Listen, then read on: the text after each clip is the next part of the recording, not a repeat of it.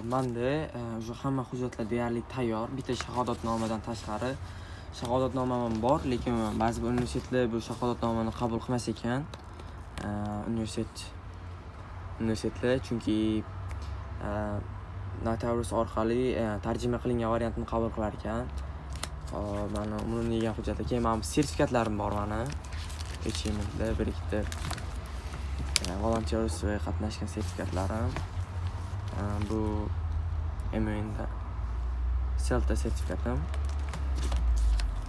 Hop, MUN sertifikat. Shunga o'xshagan volontyorlik sertifikatlarim.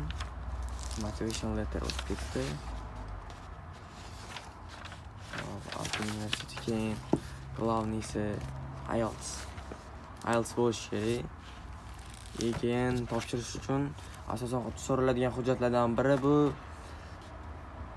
Zagram pasport orqali registratsiyadan o'tiladi. Nimaga deganda